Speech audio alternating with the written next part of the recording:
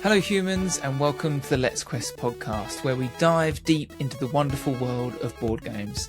Every episode I'll be sitting down with a fellow gamer to explore this awesome hobby of ours. We'll start by chatting through what we've been playing lately, then we'll dig into the topic of the week, and finally we'll open the Game Master's Mailbag. That's where my guest and I try and find you your perfect game. So, grab a drink, take your seat, and let's quest.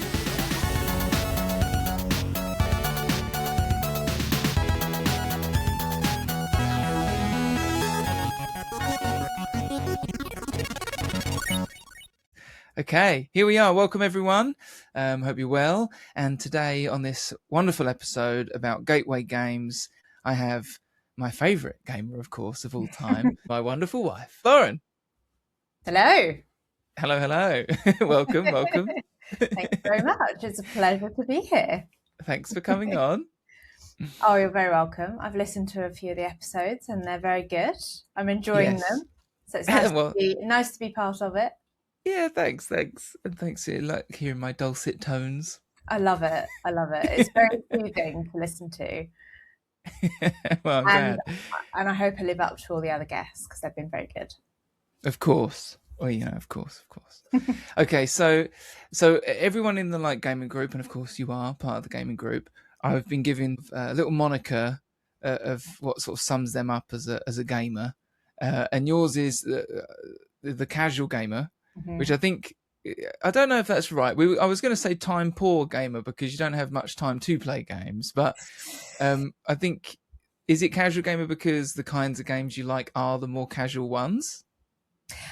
I am time poor, but I would hate to use that as an excuse because there'll be lots of people who are as time poor as me who still love to sit down and would sit down every night to play a board game if they could.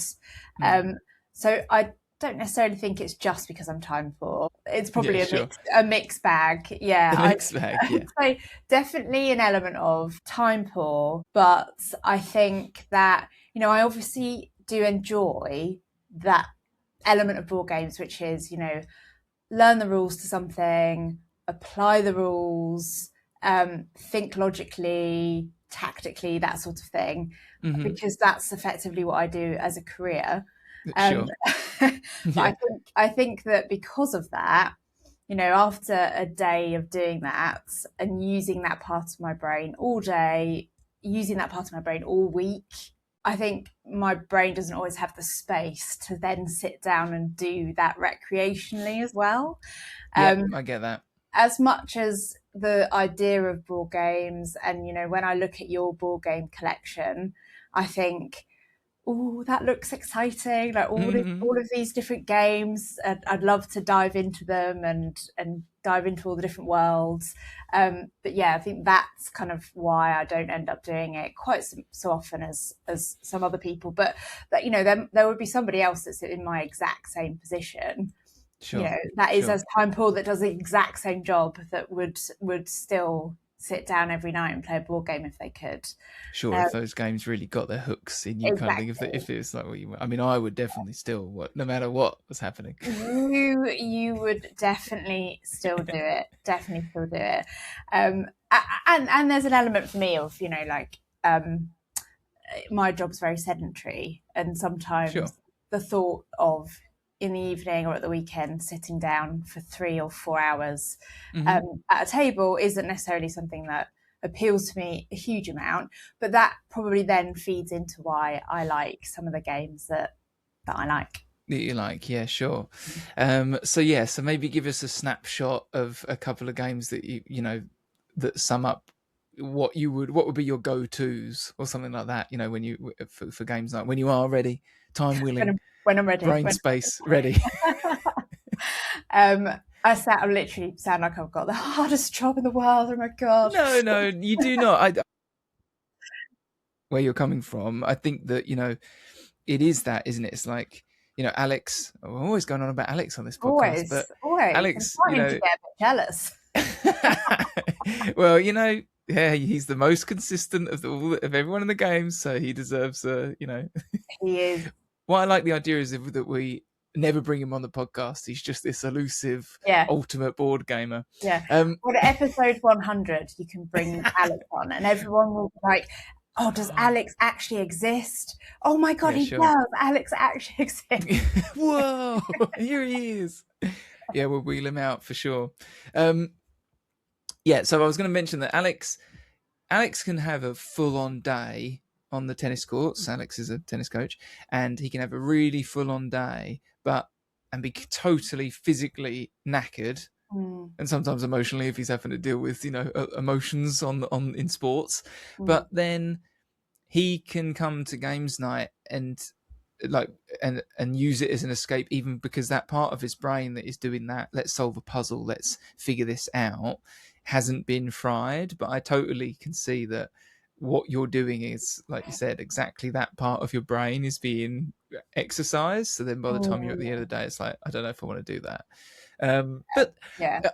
the thing with casual gamer that I would say is that we have definitely played a lot of board games, and not all of those have been casual, and you have really enjoyed them. So it's much like the topic actually of today. Gateway games has a real weirdness in the industry, where some people will consider, for some reason, a gateway game to be a casual game, a kind of game that is lesser by the fact that it is welcoming to the noobs kind of thing. That's obviously a ridiculous idea, and it definitely is that a gateway game for me, and when I'm saying that, it would be a welcoming game, something that is a game that, sure, there is definitely a bridge between, am I going to sit down and play something like Wingspan, which is a very welcoming game. It's got a nice hook, like this idea of, oh, there's some nice birds, it's quite sweet, it's a bit more mainstream and kind of accessible. Yep. But it's the game, little cute eggs, and it has cute little eggs, which we all love, and you're not allowed to eat. Don't eat them. And they also don't do anything. All the different colours don't mean anything, which really confused me for ages. Cute. I get that, and I get that's where you're coming from, but the hardcore gamer in me is like, no, red has to mean more than less than legendary. So yeah, this idea that, you've got Wingspan, and it's this welcoming kind of idea, but the things that you're doing in it are very similar, say, to like another Euro game, like a kind of Terraforming Mars or something like that. But it's just that on the face of it, those two games, one might be just a bit scarier looking for someone than Wingspan. But funnily enough, I would kind of consider, in one way, both of those gateway games, in terms of that they're just a gateway for different people. Because if you're into birds and nature, then Wingspan is your gateway. If you're into the idea of terraforming the distant planet of Mars, like I might be, then that's going to be my gateway. And that's that, just because the theme is so good and all the actions are intuitive. I think really gateway game for me is quite a broad, open term. I agree with that. And it certainly doesn't mean I play gateway games regularly and I love them, and I would never go, oh, I'm past the gateway games. I'm above that. I need Feast for Odin. I'm never playing another simple Euro game again. I only want ones that take 4 hours and all of my brain. Yeah, there definitely might be people out there that, you could introduce them to board games, beyond what they already know, which is probably like Monopoly and things like that. But you could introduce them to board games, and that they're the type of person that, would love to sit down for a few hours and dive into a really complex set of rules, and they'd absolutely love it, and they'd think this is the best thing ever. I'm so into board games now. But then there's me, and if you did that to me and that was the first ever board game I played, I'd probably think, absolutely not, this is horrific. This is not a hobby for me. Sure.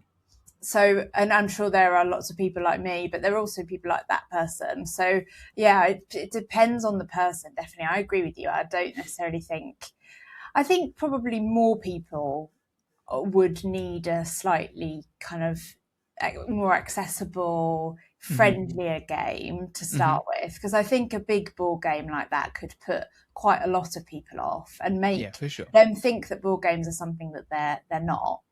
Yeah. Okay, so we've strayed, we've sort of dipped in. This is the theme as well on this podcast into the main topic before we've established just this little intro to you. So let's rewind a little bit and tell me a couple of games that sum you up your go-tos. Okay, so go-to games for me would be number one, and we played it the other evening, and I thoroughly enjoyed it. Would be Cartographers. That's a fave for me. And Search for Planet X Search for Planet X is also yeah, a of course. fave, definitely. Yeah. Well, forget that. I mean, those are an amazing couple of games. Cartographers. So if people don't know, Cartographers is what do they call it? It's a flip and write or flip and draw, because you're all sat around with this lovely bit of paper, a tear off sheet that you've got, and you've got this like grid in front of you, and you're drawing in these little Tetris shapes. And the idea is that we're all the potential cartographers for the new queen, and she's done decrees of what she wants her new lands to look like, and we have to go and you draw a card and it says, okay, you're going to put down a bunch of trees, and then you need to put the trees in a certain shape and fill out this map and score points. And what's really fun is that you're all doing, you've all got the same map and you've all got the same thing. So you can play it with the same trees and different cards that come out. So there's this center of the game that everything's focused on, but then everyone has their own individual fill-in sheet, what they're doing on their own. And one of the reasons I think this game plugs so directly into your kind of niche of board gaming is because two things. One, you can sit round and do it. Because actually you only need a little table. You can just sit in. I don't think you need a table, right? No, not really. Sit and do it on your lap if you wanted to. Yeah, for sure. You could maybe call me the slouchy gamer, because you can slouch and play it, and that's great, because then I can support my head and just lean back. Yeah. The what's it, like the lazy boy gamer? You need the lazy boy gamer. Yeah, exactly. Yeah. The lean back. Yes. So what's so good about it? Like you say, we played it in the garden. We're all just sat round having a nice time on a warm evening. Playing this game and flipping the cards over. It's just quite sweet, isn't it? And it's not too intense. Yeah. There's little fun bits of spice where you give the goblins attack and you have to give the board over to the other person, or whatever, and you can mess with each other. But yeah, and you can play it solo, which I know that you had the app on the iPad, and you could play that a bunch, which was good. Sort of competing against yourself in your past score.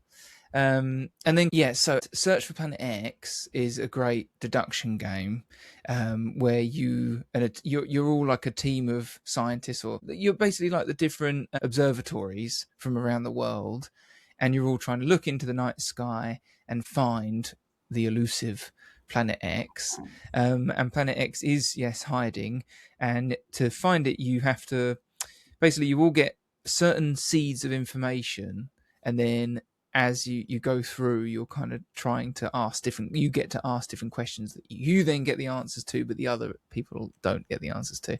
So you know where the comets are, and you know where the nebula are, and then you use that information to focus in and find out where the Planet X is. And every single time you play, it's in a different place, and it has different rules attached to it. So these logic deduction rules. And yeah, I was going to say how much I think that just plugs into your brain, like these kinds of deduction games. Whenever we've played them, Cryptid is another one. It's very similar, a bit more stripped back than Search for Planet X, but and they just seem to vibe so well with you. Like you can just pick them up so much quicker. You have quite literally won Search for Planet X before I've even realised basically what's happening. So no, that's definitely true. So I don't know, did you play a bunch of these kinds of deduction games as a kid, like a bunch of Cluedo or something?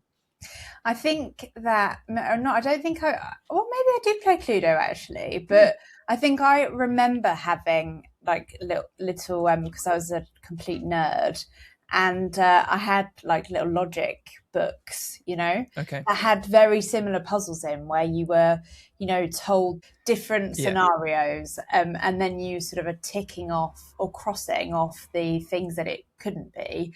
and then you're left with your answer. Yeah. So yeah, I definitely think I did do the deduction games when I was little. But you know what? But it obviously scratched an itch for me then, right? Otherwise, I wouldn't have stuck to them. So it's just something that I enjoy. And even you know, even Blood on the Clock Tower, which is slightly different, but it's still a slightly. deduction Still a game, deduction. right? And there are obviously elements of that are, you know, shit scary. When you pull a demon card and that kind of thing. But the deduction of it all, I really enjoy. Yeah, for sure.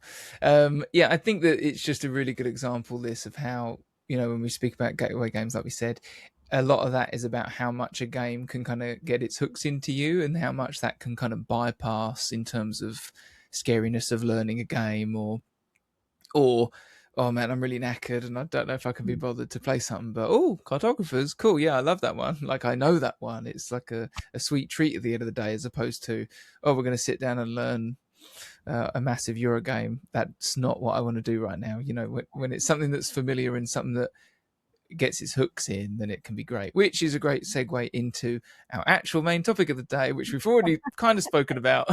Yeah. but let's go over to that. So yes. So our main topic of today's episode is, what is a gateway game? And we've already kind of spoken about it, to be honest, but let's dive a little bit deeper in. You know, there's this whole thing about how gateway games are like casual games, they're easier games or whatever. And like we said, that's not true. They can be any type of game. Well, in my opinion, I think a gateway game is just any kind of game that is more accessible for people to get from where they are, as maybe on the, you know, on the periphery of the the noobs.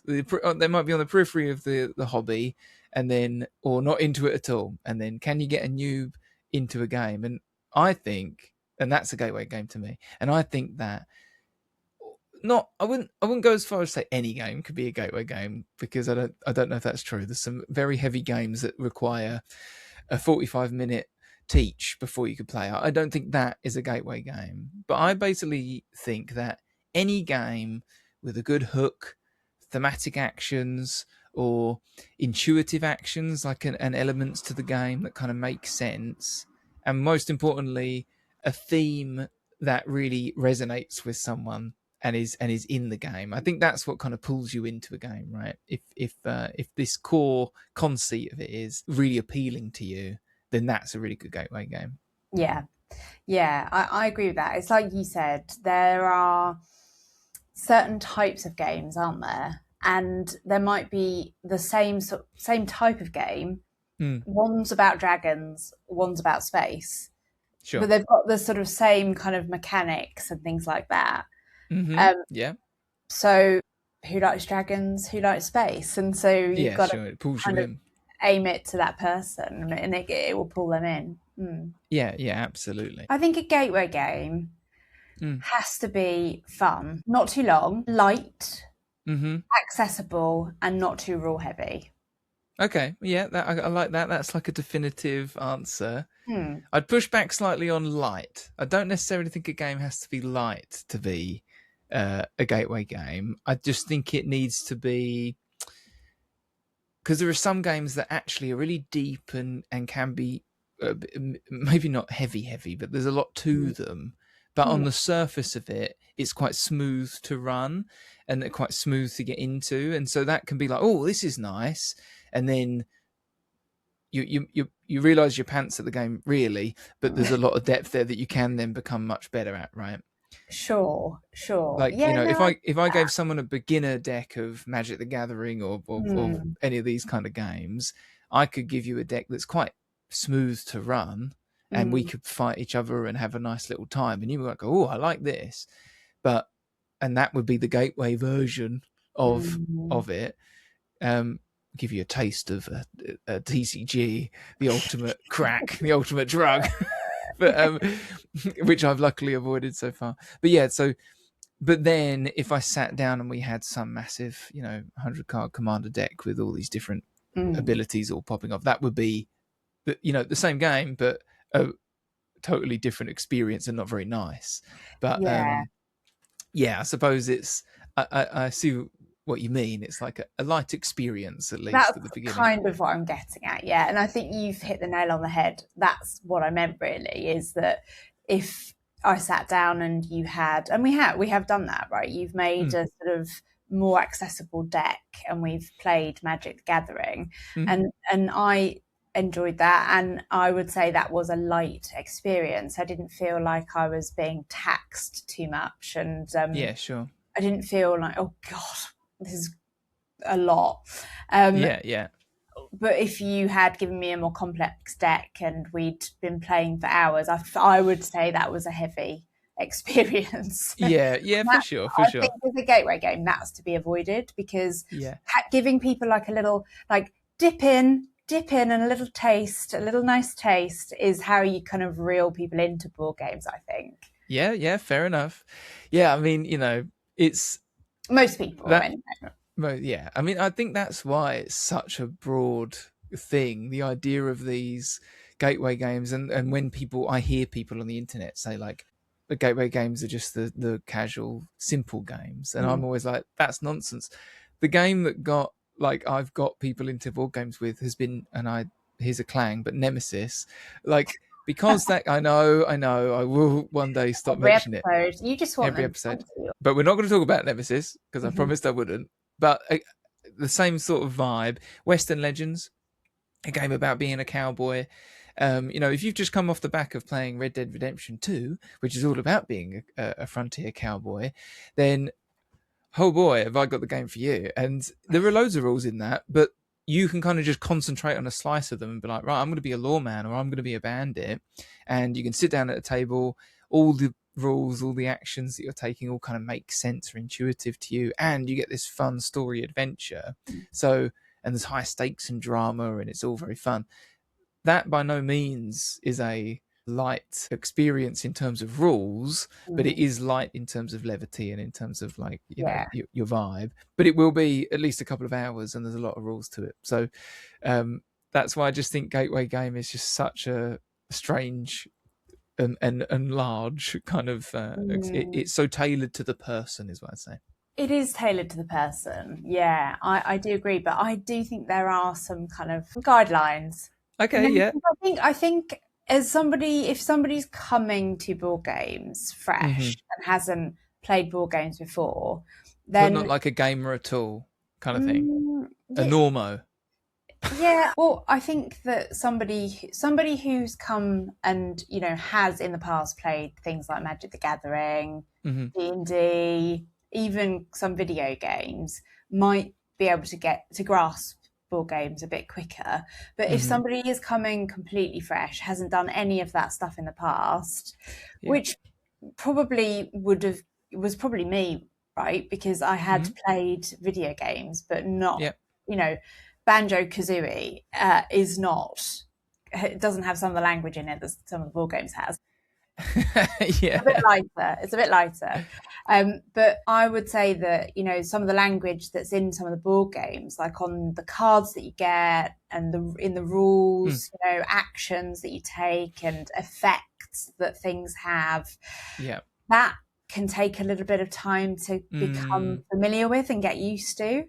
So I think if you make it, if you give them a really complex board game with all of that language in it, I think that could be really overwhelming. Yeah, to be for sure. there, because you're also playing your own game, aren't you? And if it's competitive, and luckily we've all got you who sort of you guide us along, because you're very good at that, at playing your own game and everybody else's game at the table. I don't know how you do it, but if you don't have that, then I think it's really hard to be looking at all these cards, looking at all this unfamiliar language and thinking, I don't even know what any of this means. Like, what am I meant to do? I don't know.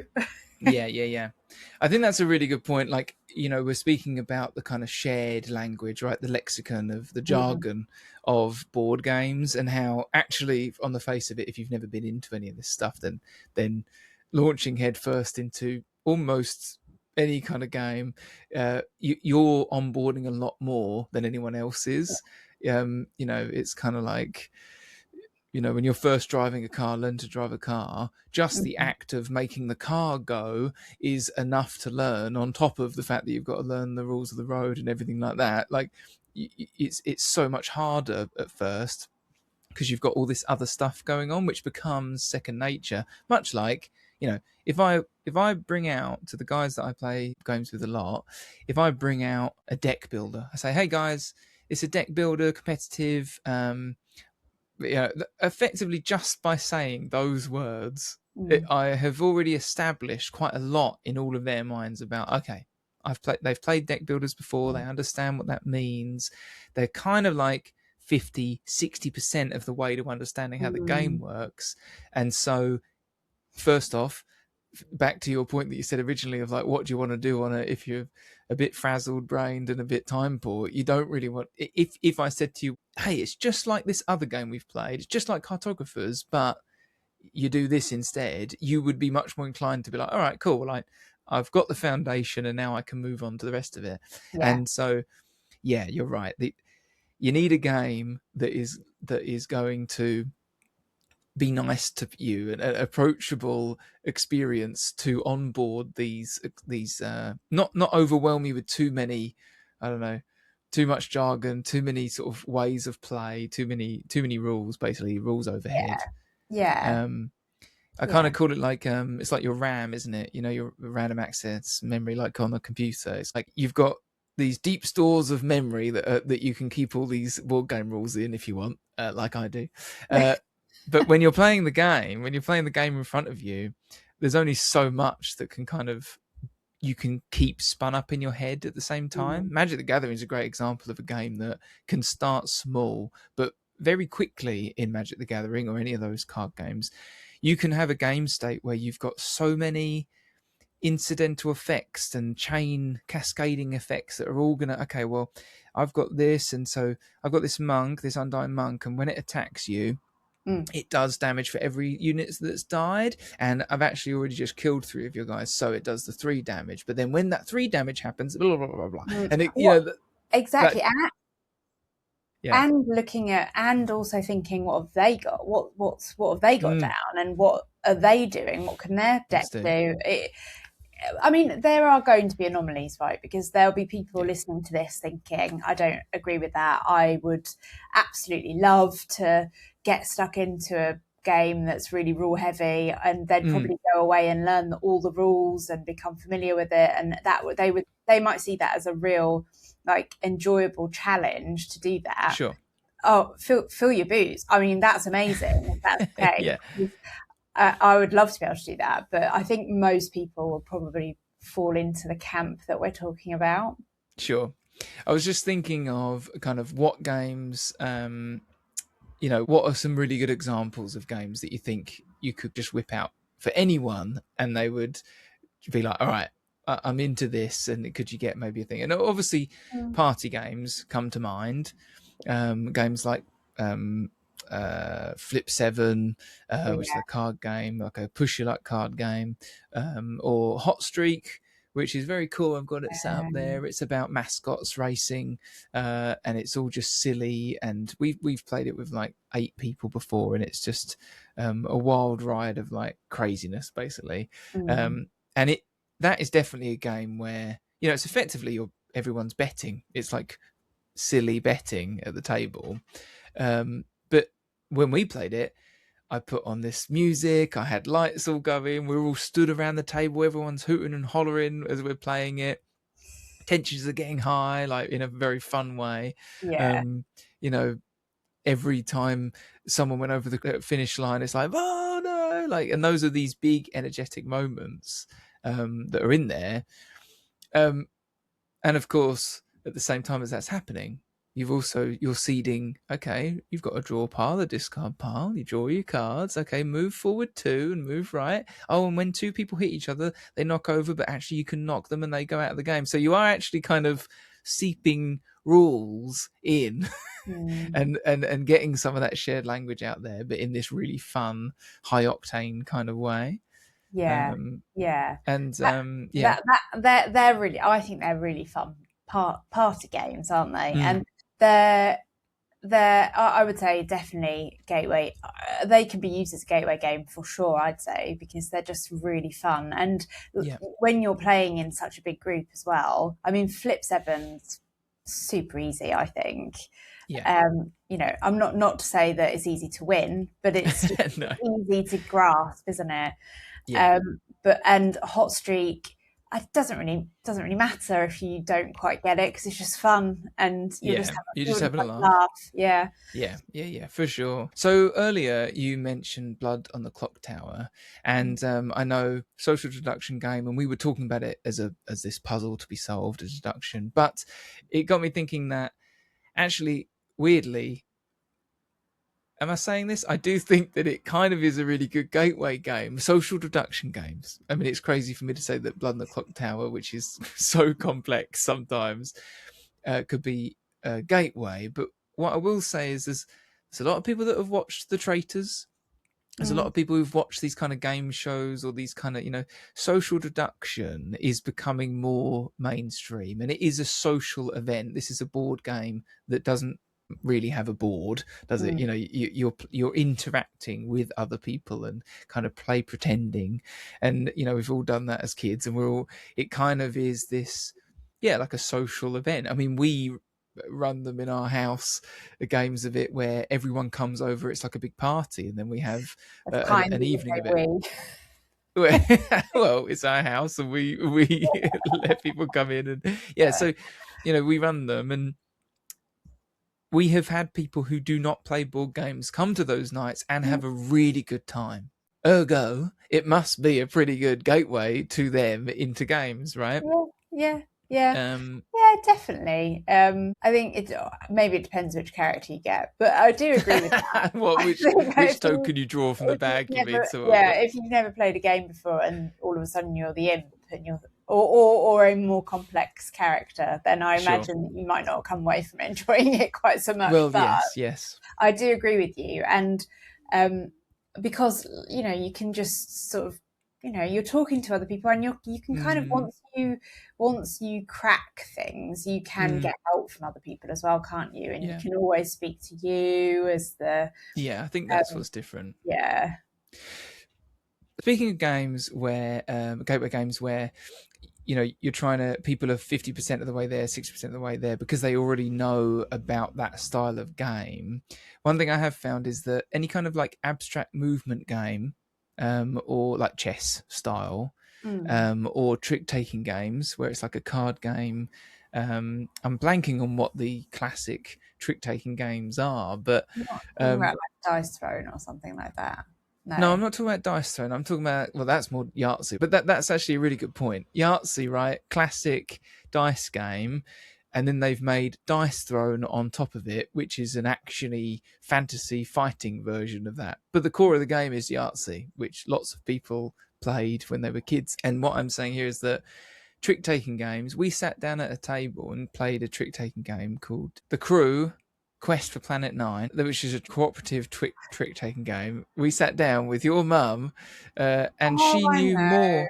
Yeah, right. She knew more about that game of how to play it than I did, and I just learnt the rules because she understood what a trick was and how they work in games. She understood, it's the lead suit goes out, and then we all have to play a card, and you have to play a card. She's telling me about like shedding suits and all this, and I was like, okay. The only thing your mum didn't get actually was that it was cooperative, not competitive. So she kept. She couldn't get her head around the fact we were working together. And the other one is, Mythic Mischief from Ivy Studios. They do that really cool kind of like teenage school monsters, mythic Hogwarts style that's cool. movement puzzle. And again, someone who's into chess or into movement games Mm. like that, they are suddenly going to get a huge leg up playing a game like that, Mm. just because they're halfway there. Yeah, which is where I think, as somebody who's introducing somebody new to games, you think about what that person likes. That game you just mentioned, Mythic Mischief, is, if you've got someone that, I mean, I love that game. And when you first Mm, showed me that game, and you can kind of select your group of people that you want to mm, play, and you get all the cute little characters, and yeah. and they're really tactile and Hmm. Hmm. lovely to look at. I love that. And so, Yeah. yeah, I mean, I think thinking about what that person would like and Mm. respond to, I think, is important, and what worlds they like to immerse themselves in and stuff. Yeah, for sure. I mean, and toy factor is definitely a Toy, thing in games. yeah, Getting your own little yeah. pack, and you're like, I'm gonna be the vampire jocks or whatever, and then I get to be those like little people, and I get all my little bits out, and I've got, yeah, like you say, my little models, painted or not, my little minis. And there's tons of games I got where just the presence of the on the table is so kind of cool, and like, you're like, oh, this looks great. What are we gonna do with this? Star Wars Rebellion is a two-player game, which is just sort of like the Star Wars universe, where one side of you is the Empire and one side's the scrappy rebels trying to hide, Mm, and it's like a cat and mouse game. But when you set that game up, you've got hundreds of these miniatures. These tiny, you've got the whole galaxy is filled with X-wings and Y-wings and Death mm, Star and everything, and it's so much fun. That toy factor's there to pull you in, even though the rules are quite hefty. Um, it's it it also sort of expands out from the start. So yeah, mm. that's cool. That's really cool. Any final thoughts on what a gateway game is, or any suggestions for gateway games? Any suggestions? Well, feeding into what I said before about it being a game that, doesn't necessarily take a huge amount of time. It's kind of fun and quick and accessible. I'd say a couple that spring to mind that are slightly different to the ones that I've mentioned, that scratch Hmm. an itch for me. But I love these games too. Um, Dice Throne, Hmm. we've mentioned it briefly, but I think Dice Throne's a really good one. And Yeah. if you've got somebody that maybe wouldn't like the deduction type games, that's not something that they really love Mm. to do. Then, but they like more of like a fighty action kind of game Yeah. that's really quick and fun, and I think that's a great one. Dice Throne, really, really Yeah. good. Um, Yeah. Dice and Throne's brilliant. Just quick, I'll jump in. Dice Throne's brilliant because it gives you that kind of, it mixes in these, first off, the toy factor. You've got these cool characters that you can grab, and they kind of, they're little winks and nods at different characters throughout different universes of, like, from fighting games and fantasy realms. And then you can kind of pick them. It's kind of like an Overwatch, if anyone's played the video game Overwatch, where you've got these hero characters that you can select. And then, yeah, you've got dice where you're rolling these dice out. Like I said, it's like Yahtzee. So you're pushing your luck, right? You select which dice you want to freeze and go, right, I'll go for this. And this dashboard you've got in Dice Throne has all these fun abilities on that really link into your character. And then you can kind of go, right, right now I've got fire 3 arrows, but I could, I could save these two, re-roll the other because there's 5 dice, re-roll the other 3, and I could go for my ultimate. What do you reckon? Or like go for this special ability, and you get this push your luck element that creates a lot of drama at the table, which I think is just very good for this fun it's factor. yeah. And there's also, because it has this randomness from the dice, I think that games like that can take the pressure off newer players to the hobby, because ultimately, even with all the will in the world, all the best planning and plotting, and you don't have perfect information. You could lose the game just because your dice aren't working very well, Yeah, that's and how you could win the game. Yeah, yeah, and you could win the game on the fact that your opponent isn't rolling well and you're rolling really well. So there's this sort of leveler, which means that you're not just gonna, you and I could sit down and play Dice Throne, and I've played more of it than you have, I'm not necessarily going to win just on the back of that. No. Right? You could still very much compete with me. Yeah, and it's a pretty slick game. Any others? Sorry. And I think you can make it as complex or as simple as you want to. And if you're new to it, then you don't have to dive like really, really deep into it. You can just, do whatever you understand. If there are cards that you think, well, I can't quite get my head around what that rule is, then you don't necessarily have to bother with it. For sure. Obviously, you want to in due course, but I think it's an accessible game.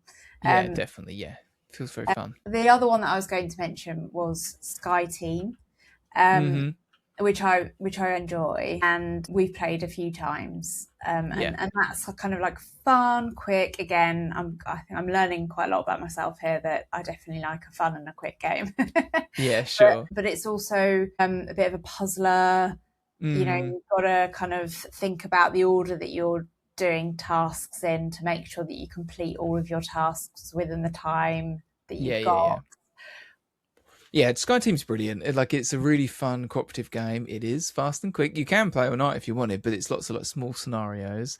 I mean, the reason you like that is because, like you say, you are time poor and you do want to be able to dip in, play a game, and then you've got the option to extend it or not, and that's fine. Yeah, you can spin it up really fast. The presentation, everything's really fun. It's a pilot and a co-pilot trying to cooperatively land a plane, but you can't talk to each other for some reason. Yeah, well, that is tough actually for a new gamer. Maybe that is a point with that game, is that you're not meant to talk to each other, which is quite difficult for somebody who's completely new to gaming, to not be able to talk to the person that they want actually assistance from to help them learn.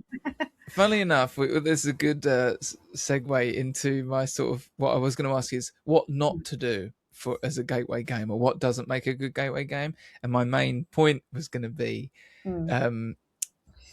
hidden movement games or hidden role games, where you actively, the whole point of the game is that you can't talk to someone, like you can't talk to each other. Jaws comes to mind, where one player is Jaws, and if you put a new player in the role where they can't talk to anyone about the rules, and also if they make a mistake, they ruin the game for everyone. Don't give a new player that. That is not a gateway game. Be on the other side of it can be really fun, but the idea that someone would put a new player in that is terrifying to me, and not gateway at all. What's the game that did it really poorly to one of our friends? I won't say who it was, but someone who's quite new into games at the time. We sat down and played Betrayal at House on the Hill, which is one of my favourite games, and I love it. But there's this moment when the haunt happens, and one of you're all working cooperatively to explore this spooky house, and then at a moment in the game, the haunt happens, everything turns on its head, and suddenly one of you is possessed, or turns out to be a monster or whatever. And there is a bad guy and good guys. And the bad guy, really fun if you like games and you like being the bad guy and you like rules. Because what's going to happen is you quite literally get a book of your own rules and your own setup just for you, the villain, on your own. And then all of your own objectives, which you have to keep secret, because that's part of the game, is they're going to find out what your goal is, what you're doing, and then they have to try and stop it. And there's no GM, there's no someone that you can talk to. In Blood and Clocktower, one of the reasons we're saying that it's quite good for onboarding people is because there is this person who is unbiased storyteller or a games master who you can talk to and go, what the hell do I do here? But you can't do that in Betrayal, and you can't do that in hidden movement games. You've just got to just sit there and be like, all right, cool, I've got all the responsibility of making this game night fun suddenly. Yeah, I think I've definitely had not many experiences of that, because I think that you've kind of guided me along my board game journey, and I think that you've been quite good at, obviously you know me very well, so you've been quite good at recommending games that I'll enjoy. But I definitely remember one experience where I think that you all overestimated my gaming abilities a little bit too much, and you forgot who you were involving in this game, and you all absolutely love this game, and because you're more familiar with board games, you play them more often. You all find this game, quite intuitive, and you've got used to it, and so now it's just fun for you. But Wait, what's the game? Station Fall. Station Fall, yeah. Yeah. And you were all saying to me, "Oh, you'll love it. No, it's really fun. It's really fun. It's all, it's about space and all these different characters." And I was thinking, that sounds really fun. Yeah, sure. That's great. And then 5 hours later, yes, I was absolutely frazzled. I had no clue what on earth was happening. I think actually I did win in the end with the. I was about to say that you won. I have no idea how. You and Joe won. No idea how.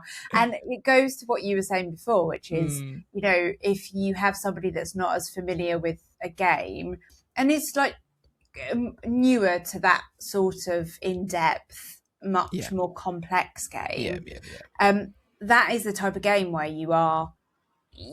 I remember being sort of left to my own devices a bit. I couldn't necessarily confer that much with my teammates. So I felt quite alone and confused. And so Station Fall is like an amazing game, and I think that is a great example of the limits of my point earlier to what a gateway game is. Yeah, it certainly is the limits. I'm saying the hook of that game is so good. You're all trapped on this space station, all this crazy colorful cast of characters, and it's plummeting to Earth, and you've got X amount of turns to get off the station before you break up and die in atmosphere. And everyone's got their own personal objectives, and it's this big sandbox, like you say, where you can just do whatever you want to get your things, your objectives complete. And we were playing the sort of teammate alliance version, where you've got a friend across the table, which is really great, but you can't really talk to them, like you said. And it's, while that hook is so good, and when we were talking to you about it, we weren't pulling one over on you. We were genuinely like, "Oh, this is so good. You're going to love it. It's so fun." But then, I started setting it up, and I started doing it, and I was thinking, I think this is the most complex game I have. Because it is just so complex. It's so complex because there's so many. It's so complex in the kind of, when you zoom out, it's a game that you need to focus on just what you are doing and what your person's doing. And if you're trying to keep everyone's game state in your head and like, oh, what are they doing? If you're trying to play competitively, it's a very complex game. If you're trying to think like, one of the characters is a chimpanzee who just wants to collect all the shiny things and leave. So if all you do is sit down and go, right, I'm the space chimpanzee and I just want to get all the shiny stuff, I'm going to leave, then you might have quite a simple game. But if you're trying to go, okay, but what's the engineer doing? What's the first officer doing? What's the stowaway doing? And how can I disrupt their plans? Then you might have too hard of a game. Yeah, definitely. Yes. I mean, I again, there'll be someone that would have loved that experience, but definitely not for me. And I would say probably not a gateway game. Yeah, to round out the sort of chat that we're having, we've scratched the surface, I think, on what we could talk about. Yeah, to round it out, I'd say any game becomes not a gateway game. Even the gatewayest of gateway games becomes not if you arrive and no one knows the rules. If the person who is trying to onboard you into the hobby doesn't know the rules, and you've got to sit down and all learn them together, I think that's like a surefire way to making it that it just suddenly becomes quite impenetrable. Because I can sit down with like Joe or Al, and if we don't know a game, those guys really love the rules. They love all that stuff as much as I do.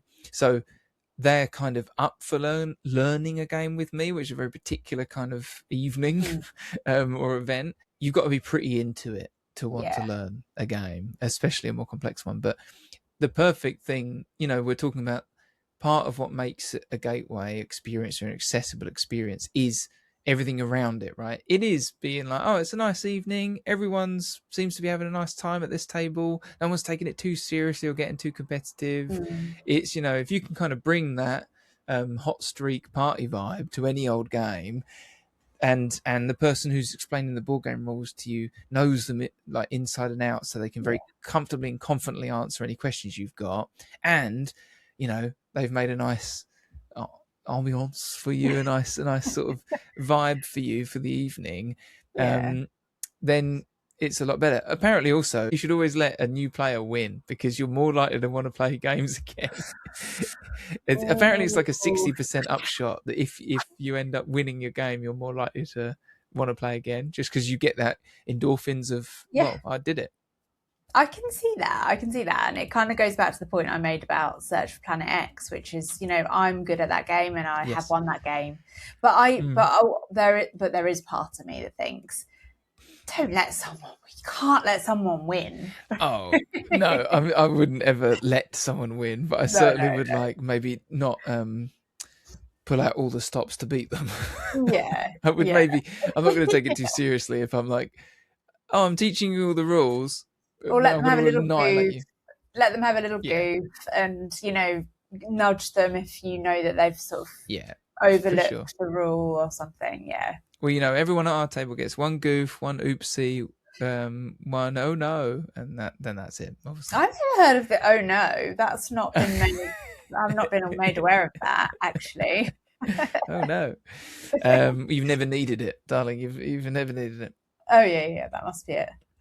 Okay, well, let's round out that now and let's move on to our final segment, which is the Game Master's Mailbag. Wait, we've got a graphic now. Let's do it.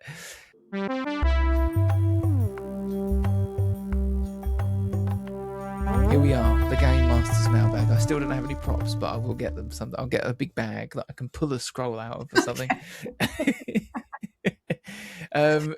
Anyway, so I've got a form here that's been filled out by one of our lovely people, and as it is one of the first ones, I've got an extra little game for you that you're going to have to guess who you think this is. I'm going to give you the answers, and then it is someone you know, and it's not some random from the internet. But thanks to this, the new episodes coming out, people have been filling it out. It's been really fun to see people's responses. Cool. I love it's been really cool. I've got quite a few, and so they're great. I can start using them. So here we go. So this is the segment. Just to be clear, where there's loads of these questions in this fun questionnaire I've made, and then people have written in and they've answered the questions. Like a lot of them are, just fun little things about give me a vibe of them, and then we're going to recommend them a board game that we think they might like based on those things. Okay, so first question on it is, what best sums up your vibe? So they said they are an adrenaline junkie. Okay. The last board game they enjoyed playing was Thunder Road. That's a great game about destruction derby style, smashing cars. Really fun, like a Mad Max style thing. Yeah, that's fun. You're in a crystal maze. What type of challenge? They said they'd pick a physical. Okay, this is all sounding very similar vibes here right now. Yeah. Okay, maybe slight turn off here. Which adolescent clique best describes you? They said emo, goth. Go-to style of puzzle, they're saying riddles. They like riddles. Favorite IP out of a big long list that I put on there is Jurassic Park.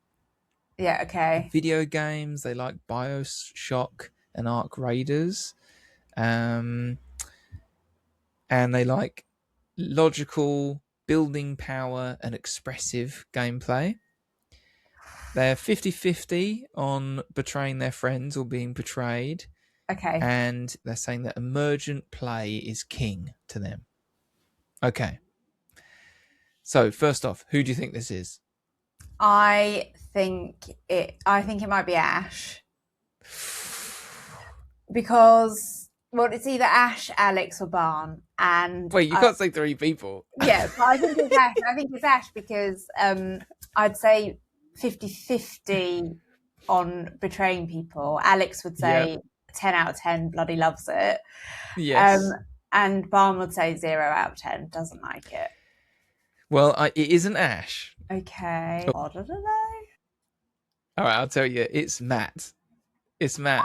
Oh my Yeah. God. Okay. That is interesting. I would not have gone that. I think you might have got it if you thought Warhammer, doesn't he? He loves Warhammer. Yeah, I think there's not enough here about that. But then expressive and building power. Like I know that he really loves making like lists for Warhammer. You know, you make your kind of army list, and he likes doing that. And that's you can be very expressive in that gameplay. So anyway, okay. So my recommendation for Matt, as someone who loves or is an adrenaline junkie and loves like Thunder Road and these sort of, you know, I also know Matt very well. I know the kind of games that he likes. He's into Warhammer. He's into these sort of fighting games. And although I wouldn't say it's logical, I don't think I'd say this game's logical, but it's certainly very physical. And that is Blood Rage. And Blood Rage is this crazy game about you're all basically Vikings in Ragnarok, and you're trying to get to Valhalla, and you're all vying for the attention of the gods to prove your worthiness, right? And what's just so great about it is you've got this big old map in front of you, you got your people, your soldiers, you send them out, and they're all fighting and smashing into each other.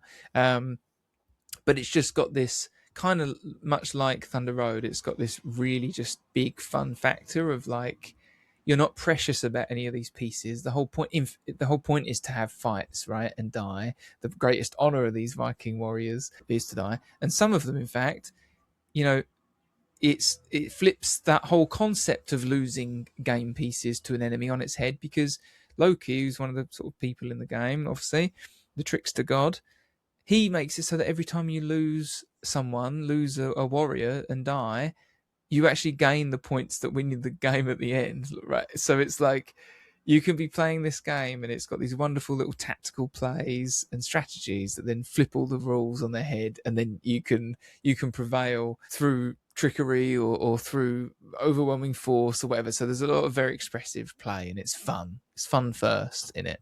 Oh, it sounds like a perfect recommendation to me. Yeah, I think he'd really like it. A lot of the boxes. Yeah, I think so. It's very an emergent play. Like so much of the game, you know, you can tell some of the rules on the face of it, but so much of what makes the game special comes out as you're playing it, because these funny little events happen. Someone gets the frost giant in there, oh my gosh, and then suddenly a big fight happens all because of that, and how it changes the face of the board, or maybe Ragnarok comes and smashes it or whatever, and all these fun moments happen afterwards. But yeah, definitely that. How about you? That's good. My recommendation's probably not as complex as that, but let's give him a different option that's on the completely different side of things. Yeah. I would maybe say Flip 7. If you want something a bit lighter. Yep. And because I think it's similar to Thunder Road in the way, similar type of kind of gameplay. Right. Yeah, so like Thunder Road is at its core like pushing your luck, right? It's all about kind of, you've got the strategy of moving the cars around and everything, but you are, every single time you're smashing into someone, you're risking that you're pushing your luck, that you're risking that you might lose everything in that fight. And Flip 7, you know, a game about sticking or twisting. That's all you do. You draw a new card or you stick, and if you draw a new card, you can bust, and that's it. That's the whole game. Is just the purest distillation of push your luck. So I think he would really vibe with that. Definitely folds into gateway game, kind of big party game energy. We've had a lot of fun with it. Those big moments of betrayal, because you can kind of play a power out and mess with someone else and all that kind of stuff. Perfect for somebody who is a 5 out of 10 for betraying people, though, because you don't have to. You don't have to. You can if you want to. You can if you want. You can go 10 out of 10 if you want to. You can go 0 out of 10 if you want to. Yeah, completely. Okay, yeah, there we go. So that's our episode, I think. Thanks so much for joining me. You're welcome. I hope I've you're having a good enjoyed it. time. It's been It's a really very hot night. As you fun. can It's so probably warm. see, it's It's so warm. So I was going to tune this in and be like, "What is going on with him? All these massive lights in my face."